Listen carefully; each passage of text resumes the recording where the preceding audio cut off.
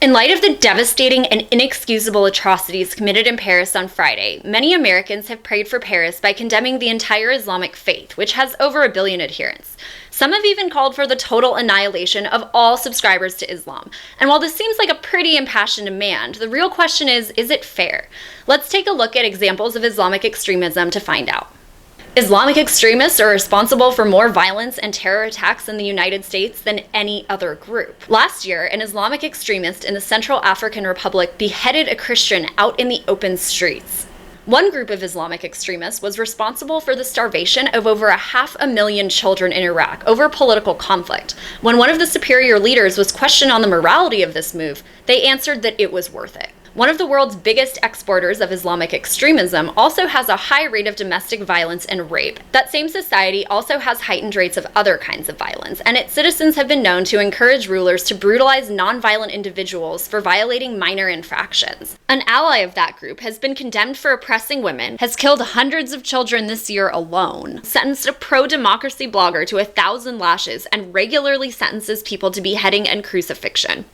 Islamic extremists also once shot down a passenger jet filled with hundreds of innocent civilians. And finally, last month, a group of Islamic extremists bombed a hospital filled with doctors and injured patients, all because they suspected there might have been a couple injured enemy combatants in that facility. They also shot at people who were trying to flee the scene. An ally of this extremist group bombed 100 hospitals this year.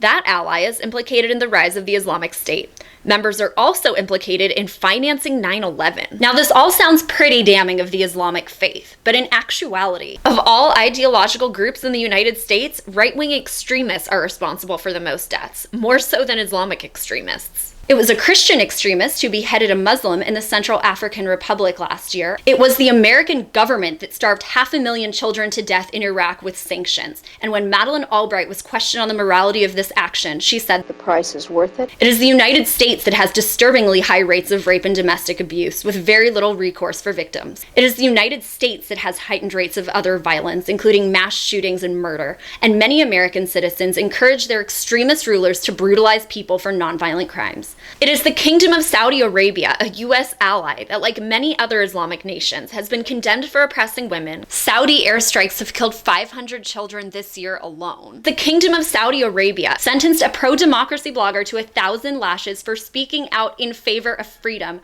and regularly sentences people to beheading and crucifixion.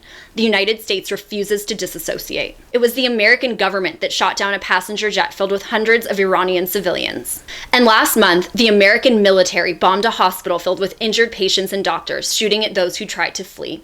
Saudi Arabia has bombed 100 hospitals this year, and that ally is implicated in the rise of the Islamic State. Saudi nationals are implicated in financing 9/11, which the FBI has tried to cover up. If you are shaking your head in disgust at the atrocities committed by Islamic extremists, and now you're sitting there scratching your head trying to make excuses for Christians and American allies, you might be suffering from cognitive dissonance. How can you claim to stand on the moral high ground if you excuse behavior when your team does it? How can you claim they are savages when you condone the same behavior on your behalf? All of these groups, whether Muslim or Christian, government or militant, have targeted civilians in the name of ideology, and all of their violence is universally wrong. How can you claim to value American virtues, one of which is individualism, when you collectivize 1 billion people? The military commits violence in the name of Americans. It doesn't make them all violent. Similarly, just because insane people on the other side of the world claim to commit violence in the name of Islam or Christianity doesn't mean all Muslims and Christians are evil. In fact, Muslims routinely condemn acts of terror, though Fox News won't report it. Now, what happened in Paris on Friday is horrible and unforgivable, but even the people who live there are aware that this is a problem that is a much more complex outgrowth of their nation's foreign policy and that of the United States. As one resident said, they don't want us to think that maybe it's connected to the policies of our government and of the United States in the Middle East.